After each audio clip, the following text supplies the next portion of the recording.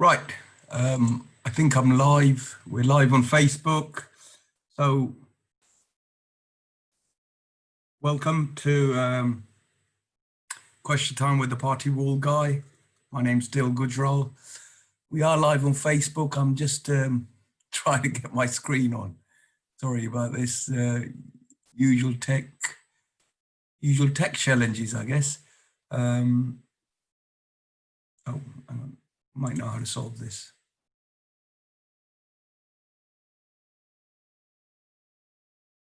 Okay, so let's see if this.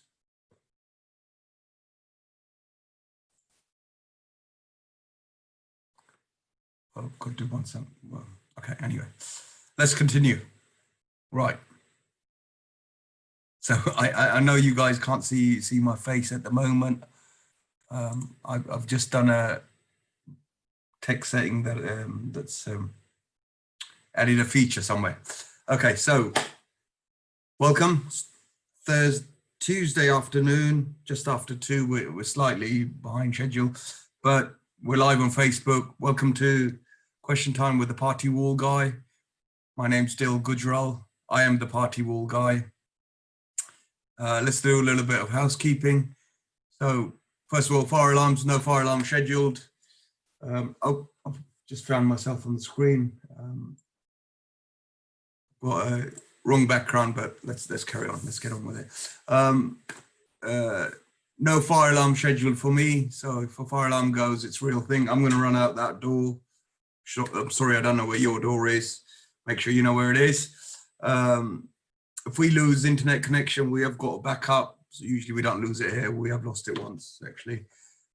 If you lose it, or if you get disconnected to Wi-Fi, Zoom will automatically disconnect. This is a Zoom meeting. We're also live on Facebook. And if you can keep yourself muted, send in your questions as you think of them, and raise hands if you'd like to speak. Recordings do end up on YouTube. There's a little bit of a lag. I did receive a message very kindly from someone this morning saying the Air Rights video is on live on YouTube this morning. So please go and view it. That's our channel. And yes, I have written a book. It's being updated, so don't buy it quite yet. We're also working on audio and what's the other ebook. So we're all working on all of those. Let's quickly get going. Excellent. We've got a question. Yep, Facebook's okay. So we are great on Facebook. Excellent. Thank you for that.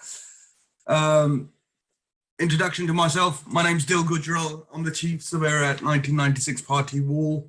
We're specialist party wall surveyors. Every Tuesday, just after 2 p.m., we bring you this question and answer session. Nothing but the Party Wall Act. That's all we talk about. Well, occasionally we talk about air rights and so on, but it's all surrounding the Party Wall, etc. Act 1996 to give its full title. This program's for property and construction professionals. We try and answer all your questions and take you through what can sometimes be a little bit of a minefield. Let me see if I can get I quite like using this pointy thing. Yeah, so there we go. We've got that working as well. So question and answer. So we've been doing a series for your questions. If you keep them sending in, you keep me sending your questions in. Having some great questions on LinkedIn, some great ones on Facebook, and we'll come to those in a minute. If you think of questions while we're in the session, if you're on your phone, there's a little Q&A bit here. Oh, there it is. Otherwise, you'll have 3 dots. Raise that and plug your questions in, and we'll go through them live on air. Okay. So we've been doing a little series in the past: why, who, what, when, where, and how. We're actually on the how today. But before we go through the how, I'm just going to recap why you need to do Party Wall Act, why you need to do the Party Wall process. It's very important, especially more so because we always try and explain why property owners and property owners who are thinking of doing building works need to go through this process. So let's do the why question. Why undertake the Party Wall process? So first of all, as part of the process, you'll most likely end up doing a schedule of condition on your neighbour's house. Now you're going to say, Why do we have to do a survey on our neighbour's house? Surely I'm paying for it. It should be my house that's surveyed. Well, the answer to that is the whole idea behind a schedule of condition is that it protects the building owner from false and malicious claims. So before you start works, as we undertake the process, one of the functions is that we do a survey on your neighbour's house, logging any cracks or damages. And the reason I'm looking at the ceiling, actually, there's no cracks here. I'm quite unfortunate. But I actually went and did a survey on a house. Is in the passage, and it was a husband and wife couple. The husband wasn't there, but the wife's. I asked the wife, "Have you had any water damage?" And she said, "Yeah, we had one in the passage. Bathroom leaked, and we've still got a watermark." So took a photograph, logged it, put it in my schedule of condition report, logged it for that purpose, and wrote the report up, schedule of condition report, sent it to him, and the husband I'd spoken on the phone rang me out quite angrily and said, "What do you mean there's water damage? There's no damage in my house. What are you talking about? This is rubbish."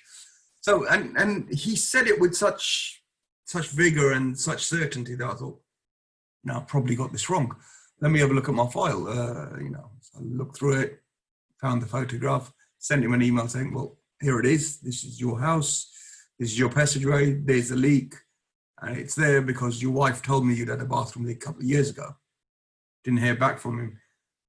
The point of the whole story is that it's quite funny, actually, but it just, and we see this quite often. We've had a number of occasions where we've photographed damage, it's pre-existing damage, and they've come back and claimed saying, well, the works have caused this. So the issue here is when we're living in our place and we see it day to day, we become oblivious, we become blind to the minor imperfections, the cracks and the hairline cracks. And when you start doing works, your neighbors are going to start noticing their issues, their damages, and all of this that goes on. So they're going to try and blame you for it. And that's one of the protections that the Party Wall Act process does offer. The other reason for taking it up is, and we've had this on a number of occasions, predominantly lofts. We do get it on rare extensions where we've had to stop works, and we've got one going now. Neighbour actually forgot to follow through, send the notices out, builders start work, and they've had to stop while we sort the party wall process out because they haven't completed the process all the way through. So if you don't complete the process, your works are going to stop midstream while you're completing the party wall process. It's bad enough if you're doing it in a residential setting, so you could end up with a garden. And nowadays, with lockdown still going on, gardens, very useful spaces. You could end up with a garden that's got a bunch of trenches in it, or it looks like a building site. Even worse, we've had occasions where the roof's been taken off a house, there's no roof on the house, and they've had to wait till the party wall process sorted out. It's, you could get away with it on a good summer, but imagine you had a horrendous downpour in a winter month, it wouldn't be very good. So avoid that. Third reason, it's your responsibility as a building owner. Now, it doesn't matter how many times I say this, people still don't quite register. You can't blame the architect, you can't blame the builder, and you can't sue your project manager. It's your personal responsibility as the owner of the building to carry this process out. This is one of these laws that are strict liability, very much like health and safety. So it all comes down to you as a building owner. The next item, and this sort of follows on from midstream. If you keep ignoring the letters, if you keep ignoring the requests from your neighbors to do it, eventually they're going to take legal proceedings and take an injunction. Now, injunctions actually aren't that expensive to get, and people can get them quite readily. It's almost given as a default, especially when you say there's no party wall process being carried out. If your neighbor's take an injunction out against you, you're going to end up paying quite a substantial sum of money to get that lifted, assuming that you can get it lifted. And also it's going to delay your works. And the third important point is you're going to end up paying for it anyway. You still have to do the party wall process before you can proceed with your construction. So why not do it in the first place? It's just a silly idea. And this is most important of all. It is the law. There is no, in the eyes of the law, ignorance isn't bliss. So you can't say, they didn't tell me. My architect didn't tell me, my builder didn't tell me, my project manager didn't tell me. Because it's your responsibility, and you ignoring the law, not knowing it, it's not a defense. You're not going to get away with it. So let's have a look at how we carry out the party wall process. And I'm doing this from a building owner's perspective, how the party wall process works. Let's just arrange the image there. Let's see. So in the Act, you'll find, when you read the Act, it doesn't talk about rear extensions, loft conversions. It does talk about chimneys, might talk about basements. I don't think it does actually. And it doesn't talk about porches. What it does talk about are these section numbers. The Act is written in a series of sections. I think it's 24 sections. It's quite a small Act. But as they say with law, the devil's in the detail. So with a rear extension, you'll either need to give a section 6.1 or a 6.2. We had a discussion last week on which of those apply.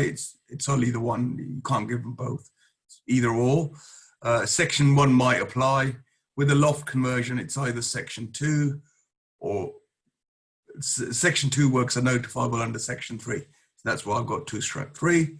And with chimneys, it's section 2/3. Now, chimneys fall into two categories. You've got the chimney breast, which is the bit below the roof line, and the chimney stack, which is the bit that sticks up. Chimney breast you have a right to remove those. Chimney stack is a bit more complicated.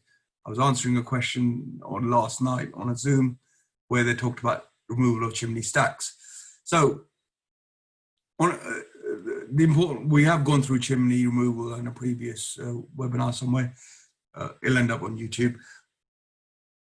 On chimney removal, it is notifiable works, and people think, well, it's only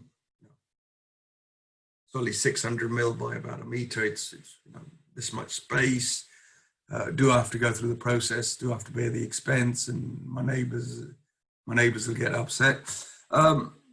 Ironically, chimney removal is the second most difficult type of works to take place, and the most difficult type are the basements. So chimney removal, although it seems like you're literally gaining it, it's almost a cupboard's worth of space. And personally, I think you should leave the chimneys in there, but who am I to say? And I know it produces a flat wall, so you can get your huge televisions in there and so on and so forth.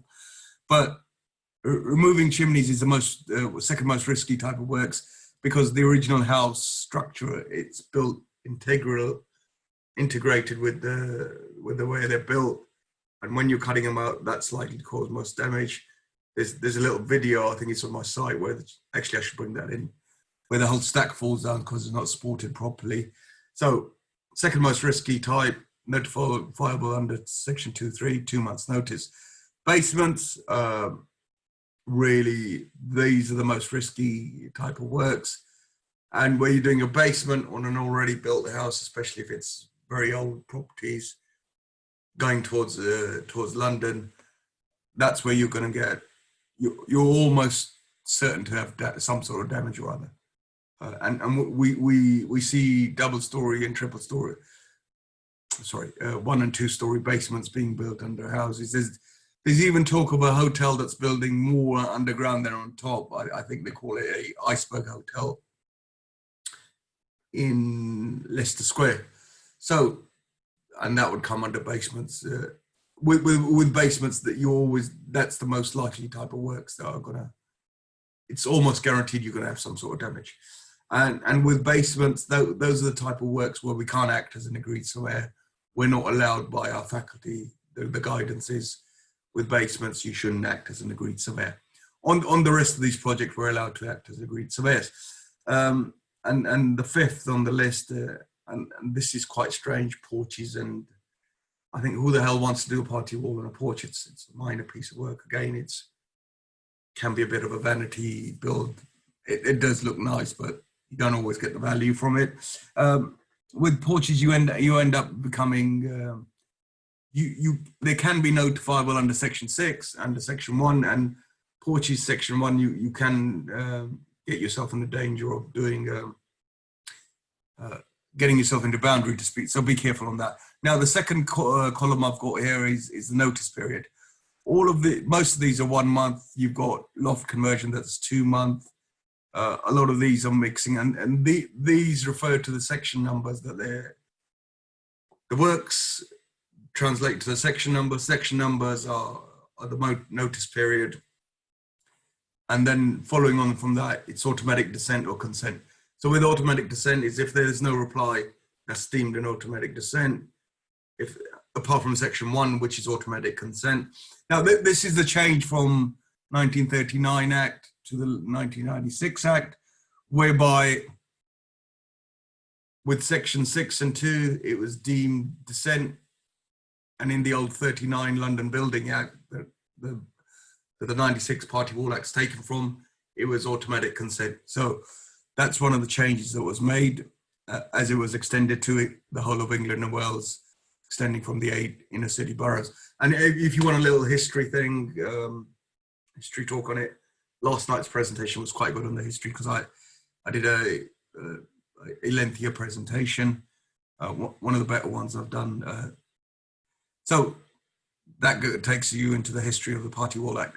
Anyway, the notice period is slightly misleading, and I've just had a question before I got on the webinar. Okay, yeah, very good question. Would outbuildings be considered on this table? Possibly. Yes, I'll think about adding those in. The reason I leave those out, it depends on, with outbuildings, it depends on how you're building your outbuilding and construction of the neighboring outbuildings. So yeah, good point there. We could possibly add it in, depending on I should actually do a question on outbuildings. So with outbuildings, it's predominantly dependent upon the neighbours' outbuildings. And I think I've actually done one in the past, so I'll try and dig it out and put it onto YouTube, in fact. Okay. So the basic terms, we've got the building owner, so there's only one building owner. And this could be a leaseholder or a freeholder. It's whoever wants to do the works. With leaseholders, just got a video that's gone live on YouTube on air rights, and it talks about leaseholders and freeholders' consent. So watch that, because that principle is very good. If you go on our YouTube channel, look at that air rights video. It also talks about leaseholders and consent and so forth. So you've only got one building owner. On the other side, you've got 4 classes of adjoining owners. Now these fall into freeholders. So in a scenario where you've got a terrace house, you're doing, say, a rear extension, and they've got 2 terraces next to, and they've all been converted into flats, you're going to get at least 2 freeholders, 1 on each side. You're going to get leaseholders, which are leaseholders of the adjoining owner flats. We've got a question answer on this at the end of this session as well. So you've got leaseholders on either side. So there's 2 leaseholders, 2 freeholders. And leaseholders, it's leases of more than 1 year. So short-term tenants with ASTs don't count. You've also got those class called rights to receive profits. This could be where they've entered into a purchase lease option. You've also got, although the lengthier leases come under their own rights because they're leaseholders more than 1 year. So you get housing associations that like to do 3 and 5 year leases. They'll be notifiable owners under this lease of more than 1 year. You've also got trust. Anybody who's got rights to receive an income out of that land is notifiable. And lastly, but not least, and this is quite important, this has just popped up in a scenario where we're dealing with, where the owners actually just sold their place, and because land registry lags about 6 to 8 weeks behind, we didn't get the owners of the new address, and he very kindly rang me up and said, Actually, we don't live there anymore. We've sold it. We're still getting letters because they've redirected the post. But if you're contracted, if you've exchanged, you become a legal owner. So you're classified as a legal adjoining owner. And if you've just exchanged in a contract, we've also done a project where the owners, as soon as they exchange, they issued out the party wall processes to get it running. So where you're under a contract to buy land, you classified as an owner, and it applies to both adjoining owners and building owners. Does this state on the title deed what type of leaseholder you are? So actually, that's a very good question on there. Good point. Normally, leases of less than 7 years don't need to be registered. So you do get a blind spot on land registry of leases between more than one and less than 7 years, because there's no requirement for those leases to be registered. I think there's no stamp duty. They often don't get registered. So that's a class of leaseholders that can get missed out. And it's happening increasingly with residential properties being let to housing associations or local councils, where they like to, as I said, rent residential property between three to 5 years. So if they don't register, they're not going to get picked up on the land registry search. And on most land registry searches, it'll say the term and from when it starts. So you often see this on 99-year or 125-year flats that counts downwards. And there's a blind spot between 1 and 7 years. Usually the only way we find those out is if the freeholder tells us, or suddenly they wake up and they knock on the neighbors. If we haven't picked them up, we've done the process, it's not really our fault. It is almost the fault of the leaseholder for not registering their interest. So don't get worried about it. There's actually nothing we could have done, because they should have registered their leasehold interest. If they haven't done it, they haven't actually broken the law, but they haven't optimized their interest in the property. And with commercial leases, because they're often self-repairing leases, it's in their interest to make sure that their leases are registered. Moving quickly on.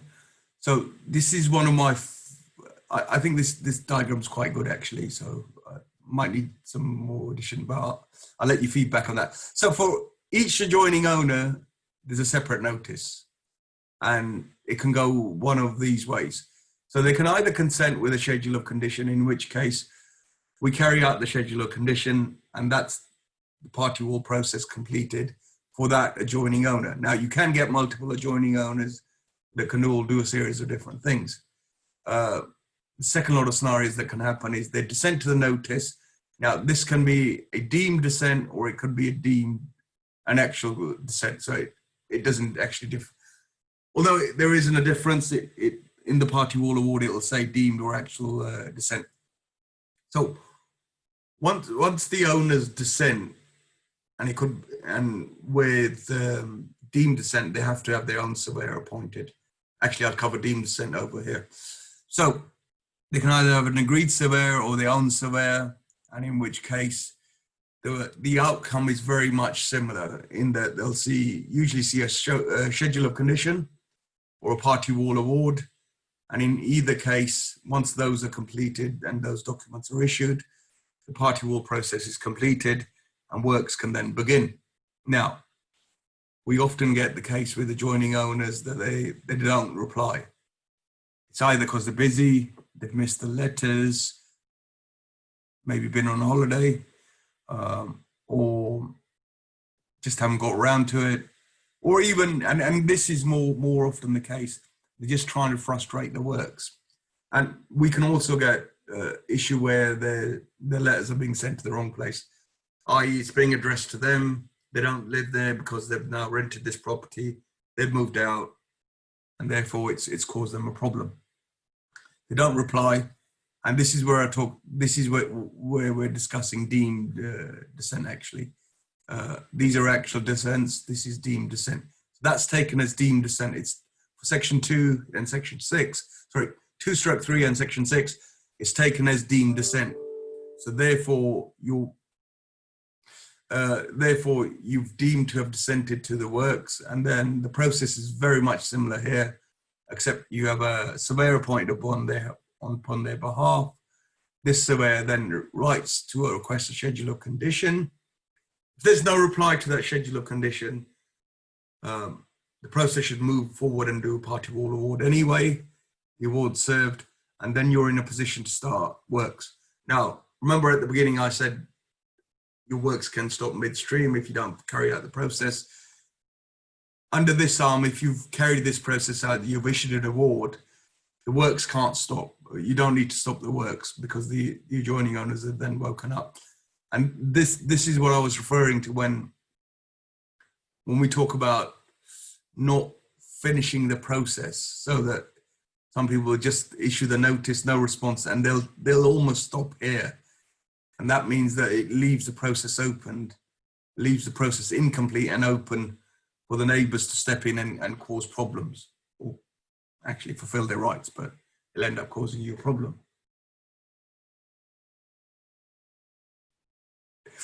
Right. So how do we go ahead and do this process? So there's a little. This is a free gift, actually. It's just it's a very nice PDF. We're evolving it as time goes on, and in there you'll go to this page. This is one of the pages in there. This is almost a checklist of what to do. It's literally 1, 2, 3, 4, and this is actually drafted by someone who used to do processes for a blue chip company, spent 25 years in there, and he's come up with stuff that I hadn't even thought of. So this is an expert drafted document. It literally it's 1, 2, 3, 4, and I think there's 10 or 11 steps on there, and each you actually need to. And the way it's been designed is you do the process and you tick it and you keep it on your file. So it's although it looks like a very small document, it's just 1 page checklist there. It's the work behind it. It's amazing. So my suggestion would be to, hang on a minute, I'll come to the end. There's another government document, and you should try and read those in conjunction. Use R1 for serving the notices. It's got draft notices. It's got the process in there. It's got everything in there. The government one is a really good overall guide as well. So, and I have to be really careful what I say on the government one, because some of my friends wrote that document. I'll come to it too. So we had an audience question, and this is just, it actually came in yesterday. It wasn't last week, but it is quite an interesting question, and I'm going to go through it. It talks about adjoining leasehold owners. So we've got the scenario. Now, I thought I'd draw this out quite simply, but if you imagine this is your building, the blue building is the building owner's building, and they're doing some work. So if it was a rear extension, it'd be here. Sorry, a rear extension. So this could be a commercial building, a 3-story house with the next door being split into flats. It doesn't actually matter. So the important principle is this is one owner, and these are 3 different leaseholders in the next door building. If we're doing a rear extension here, obviously it's the freeholder and the leaseholder there. If we're doing a loft conversion, then it's on the top. So you'd get the application. It'd be the freeholder of this building and the chap who owns this orange stroke red leasehold, chap or chapess, who owns this leasehold. Now the question we had. I'll come to that question in a minute, sorry. The question I received from my LinkedIn was, how do we work out what those flat numbers are? And when you do notices as often as we do, and you're searching for leasehold owners, what you'll realize is there's no rhyme or reason as to how flats are numbered. So in some occasions you'll get flat 1, 2, 3, and on other occasions you'll get flat 1, 2, 3. So you can't actually tell do flats go upwards or downwards. And I know it's really hard to believe that there's no protocol. You can choose. And the flat, when buildings are split into flats, nowadays it's under the local borough. You have to send in an application, say, we've got this planning permission and these are how we want to name the flats. And they'll tell you, you can either have A, B, C, A, B or C, or in some boroughs, they'll say you'll have to have flat 1, flat 2, flat 3. So they'll tell you what to have, but they won't say which order the flats are numbered. The second point here, and maybe I'll do a better diagram next time, you can often get a scenario where the stairs lead up there, up here, so that there's no flats that adjoin this building that you're working on. So the leaseholders aren't notifiable. Or it could be a scenario where the stairs are on this side, so that you can't actually, those leaseholders will be notifiable. Now, sometimes, and we've got a project going on and it's literally popped up last week, where it's a commercial shop, but the flat upstairs, it's got 34A. We sent them a notice because they were doing works. We couldn't get access to the flat upstairs, and it's not part of the main works. But this flat actually has a space on the ground floor as an additional room, and the stairs lead upstairs. So, and we still don't know how this flat's configured. So you'll get an overspill area here that's actually notifiable because you're doing an extension here. So with flats, there's no way of finding out which way they're numbered. The best suggestions I can make is talk to the building owner, because they might have some knowledge. They might know the person next door, so they can get an idea of how it's configured. Your building might be very similar. And last but not least, and this is the least helpful message, you'll find out once you go and do a survey over there.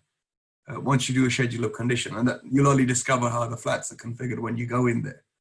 So it's a little bit awkward. There's no correct answer, and this is where it's just a case of time on the ground. The experience you have will lead you to ask the questions. And all I can suggest is ask your building owner, and if they know the freeholders next door, ask them to ask those guys.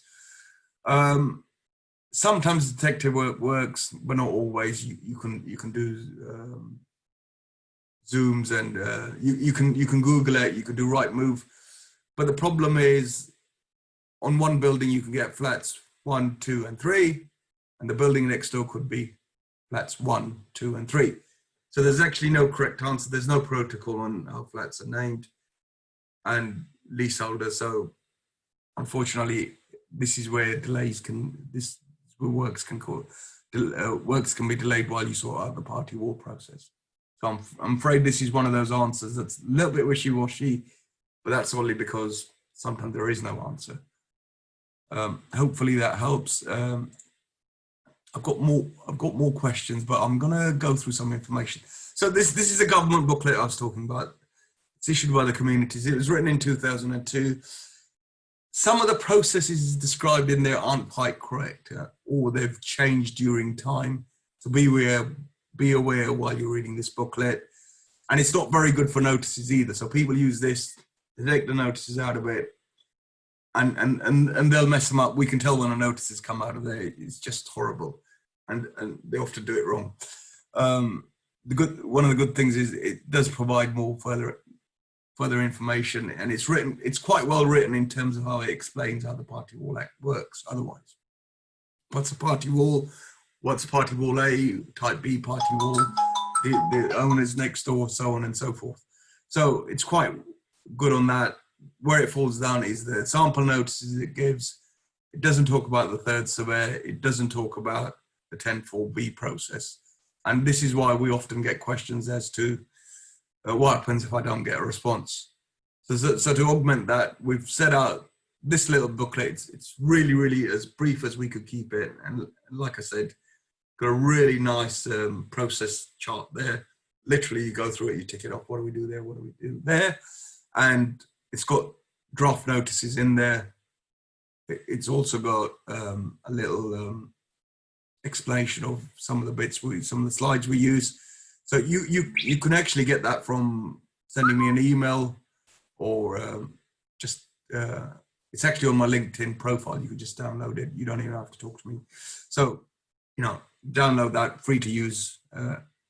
Happy for you to do that. Before I come to the next questions, one of our sponsors is Redden Kitchens, and there's Sanjay's details. You got a project, talk to Sanj, really nice chap, look after you, and you know, we're quite lucky to have Redden Kitchens as one of our sponsors. One of our other sponsors is Ranjit from Property Investor News. So I'm going to bring Ranjit on the panel, but while I'm doing that, I've seen some more questions. So I'm going to see if I can answer them. Right. Question here. Can a adjoining owner stop the BO from working astride the boundary as the adjoining owner is worried that their flank wall, which is masonry built, BO is going to build astride with a modern finish, looks out of line with the adjoining owner's property? What does the adjoining owner have to do in order to allow us? What rights does the adjoining owner have in order to allow this from, I should say, stop this from happening?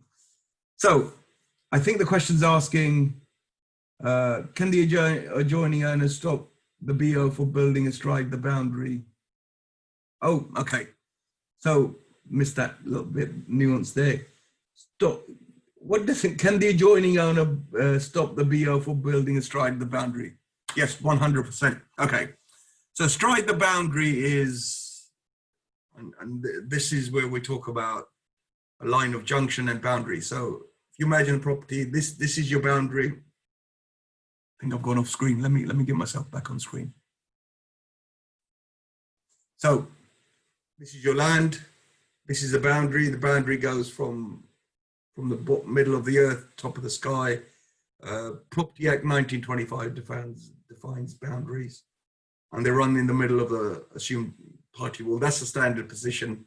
It doesn't mean it carries on outside in the garden. There's various other issues that get involved. It gets a bit complex. And at that point, that's a line of junction. It's a very small, thin line on the ground, literally goes on a point where they meet. Building astride the boundary, that's the term that's used. It's actually when you're placing a wall that spans both lands. Now, if the adjoining owner hasn't given written consent to the building owner to do this, that'd be a trespass. They can't do that. All they can do is build up to the line of junction. There'll be a line of junction video on the YouTube at some point. I've actually done a session on it. So all they can do is build up to the line of junction. They can't go onto the adjoining owner's land, which is the term of building inside the boundary. So that'll be trespass. You can't even put projecting footings on there because that's an ongoing trespass. So this is where eccentric foundations comes in. And they look something like that. That's your foundation. There's your boundary. The wall goes straight up. And this is where you issue Section 1 notice. So if in this scenario, the building owner is planning to build astride the boundary, i.e. cross into their land, they can tell them to stop it, get a solicitor to write a letter. They should explain to the party wall surveyor, you can't do that. And if they haven't done a party wall notice, they haven't listened to anything, they go, explain that they'll be trespassing. First step would be to get a solicitor to write a letter. And I guess the last step is to get them to take an injunction out. Now, here it can get a bit wishy-washy because party wall surveyors aren't actually allowed to determine the boundary. So this is where this term assumed boundary comes in. All we can say is this is the assumed boundary. But if you're planning to build aside the boundary, you're saying wherever that boundary lies, I'm going to put my wall in the middle. You can't do it without express written consent from the adjoining owner. So hopefully it's quite a complex question when you go further into detail. So hopefully that's a little bit of clarification on there. Got another question coming in. Building owner began lofts without serving notice. The builders have knocked a large hole through the 1 brick thick loft party wall, i.e. before the notifiable works. What does the adjoining owner do now? Appoint a surveyor. Actually, so they're doing a loft conversion, they put a hole in the wall, and they haven't given notices. do they appoint a surveyor? Now, you've got to be really careful. This is pre-notice works. If you've done works without before notice, before doing Party Wall Act, before doing a notice under Party Wall Act, and this would come under pre-notification damage. Surveyors, Party Wall surveyors can only deal with this if both sides agree to bring it in the Party Wall Act. And the reason they would do that, it works out cheaper.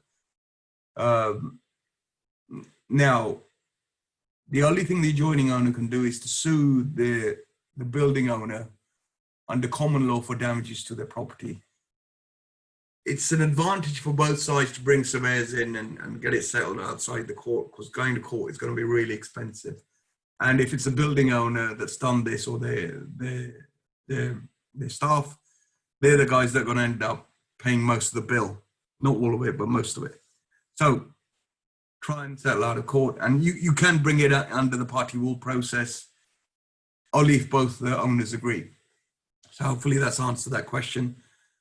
We've had some great questions. Thank you very much. A few more, actually. Let me see if I can get through these as quickly as I can.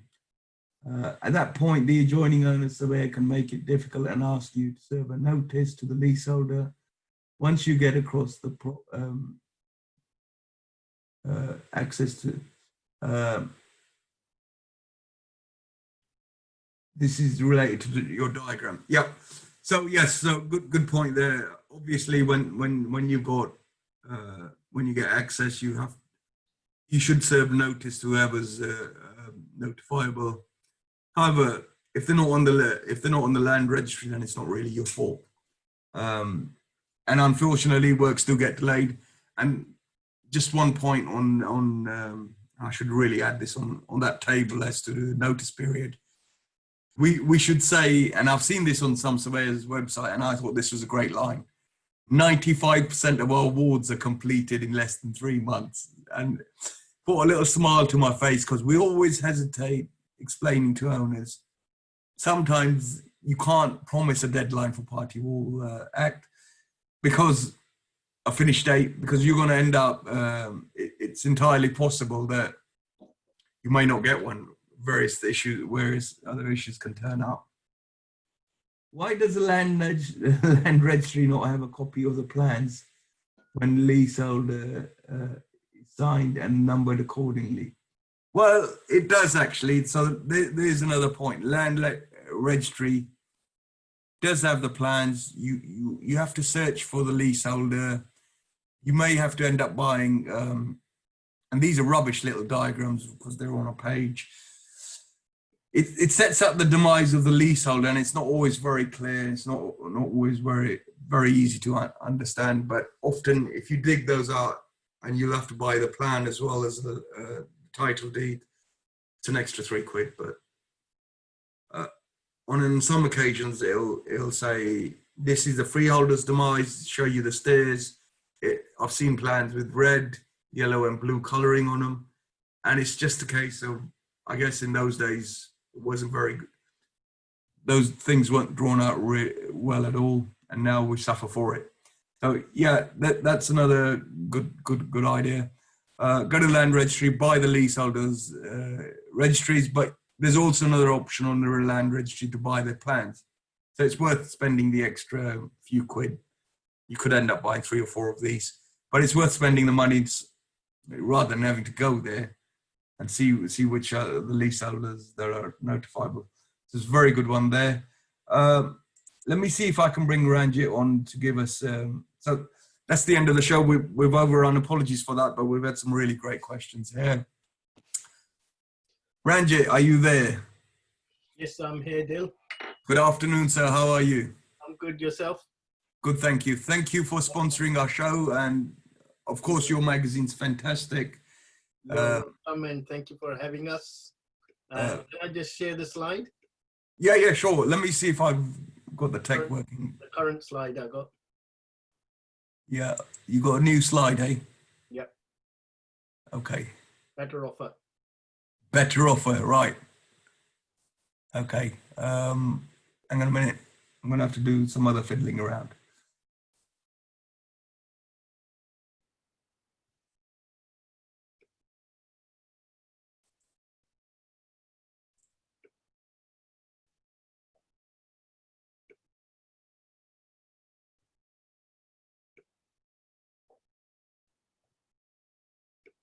You might be able to share the slides, he says. Okay, yeah, done, yeah. Oh, there we go. Happy days. Can you see it? Yep, I can see it. Yep, thank you very much. Yep. Is that the one 200 issue, yeah? That's it, that's the one. Excellent. Okay. Good afternoon all. My name is Ranjit from Property Investor News. Property investment and development, a new world ahead for the bold and the brave. Change or be changed. We've been publishing this for the last 18 years, and our June 2020 issue was 200th issue. Remember, today's decisions are tomorrow's reality. You have three choices: take it, leave it, or change it by design. It's your future. Key features in our current issue relevant to your property businesses. Market forecast, office market demand, retail conversions, landmark rulings, auction deals, transport and commuting, Zoopla reports, COVID, post-COVID creative contract structures, planning reforms, build, investing ahead, commercial versus residential, how the high street can improve in the wake of COVID-19 crisis, repurposing retails, investor opinions, what could be the new norm, veteran international investor John Corrie, and much, much more. New from Property Investor News, we have a weekly webinars in that topic, specific 75 minutes, including questions and answers. They are hosted by our editor, Richard Bowser. It's followed through from the print magazine articles with the contributors and the interviews. There's no hype, no upsell, factual information to help you and support our subscribers. Question for you. Do you have the expertise, the knowledge, and the insight to adapt and prosper? Let us help you on your journey to investing success. Subscribe today, ongoing education and marketing analysis every month. Subscribe for $7.95 a month by quarterly direct debit. You have access to 15,000 keyword search articles and 250 plus videos and webinar archives. Remember, businesses don't fail, it's the people who run them do. And the true value of a company is equal to the value placed up on the people within running it. As the screen in front of you shows, we do have a special offer, and our special offer for the 200th issue is you get 3 issues of the Property Investor News magazine, April, May, and July. Plus you get the 200th issue, which is a June issue, and you get the book Before the Hammer Falls, all that for free once you subscribe. It's simpler process. Just go to our website, subscribe, and then email me your name, address, and the long reference number, which the system will generate once you subscribe, to ranjit@property-investor-news.com. And I'll leave you with the following to think about. When you get a setback, do not sit back. Only step back to bounce back. Behind every setback, there's an opportunity. Lack of education, knowledge, confidence, you lack in success. Leave your luck not to lack. Luck stands for labor under correct knowledge. Subscribe to Property Investor News and take the advantage of the current offer. Thanks to Dil for putting on these events weekly during these challenging times. And chances are the information you need on the topic, you'll find them here from Dil and the people who are also on the Zoom. Lots of LOL, listen, observe, learn. Have a great afternoon, and thank you for listening, and back to you, Dil. Thank you very much, sir. Could you give me back control? Can I give you back control? Yeah, of the Zoom meeting. Thank you very much. This is why when you go on a Zoom training courses, they say never share your, never give up hosting privileges. Sometimes you don't get it back. So thank you for that, Ranjit. Very, very great information. Very good information as always. And thank you for sponsoring our little program. for everybody viewing, thank you very much. I think I might have had another question in. Oh, okay. Right, got a quick question, so I'm gonna try and do this one and maybe look at it next week as well. It does not always show, even though the leaseholder is registered on land registry. So, yeah, it is. This is the bit that drives everybody mad, and it's all party wall surveyors. It's not just yourself. So all you can do is dig up land registry, buy the lease plans, ask your property owner the question, ask them to ask next door, see if other properties. In the end, you'll just have to face the possibility that there might be delays because of that. There's no easy answer on that subject. Even going there, knocking, and I remember I did a project in actually Croydon, St. Peter's Avenue. We don't normally do pre-site visits, but where you've got a commercial project, it's always worth doing a pre-notice visit. We did a pre-notice visit, and it looked as if there were 32 flats around this building that were notifiable. We actually walked in next door, knocked on the window, and there was a lady downstairs in the notifiable flat. And I said, "Excuse me, this is what we're here for. You know, would you mind? Could you tell us what number flat you are? What's your flat number?" She said, "We're flat 2." And I said, "Is there a flat behind you?" So she gave us all the details. She actually just spoke through a window. Very nice of her to do so. So it's literally go there on site and find out what's going on sometimes. And don't be disappointed if that doesn't work. So there's actually no easy answer. There's no shortcut. And that's one of the, you only learn this through experience, is all I can say. So thank you for that. This is what they call road miles, and that's just experience and how you do it. So thank you for that question, and I'm sorry it hasn't got a, and don't be disappointed if that doesn't work. So there's actually no easy answer. There's no shortcut. I got some feedback. I think it's time to stop. You only learn this through experience, is all I can say. So thank you for that. This is what they call road miles, and that's just experience and how you do it. So thank you for that question, and I'm sorry it hasn't got a, and don't be disappointed if that doesn't work. So there's actually no easy answer. There's no shortcut. I got some feedback. I think it's time to stop. You only learn this through experience, is all I can say. So thank you for that. This is what they call road miles, and that's just experience and how you do it. So thank you for that question, and I'm sorry it hasn't got a, and don't be disappointed if that doesn't work. So there's actually no easy answer. There's no shortcut. I got some feedback. I think it's time to stop. You only learn this through experience, is all I can say. So thank you for that. This is what they call road miles, and that's just experience and how you do it. So thank you for that question, and I'm sorry it hasn't got a, and don't be disappointed if that doesn't work. So there's actually no easy answer. There's no shortcut. I think it's time to stop. You only learn this through experience, is all I can say. So thank you for that.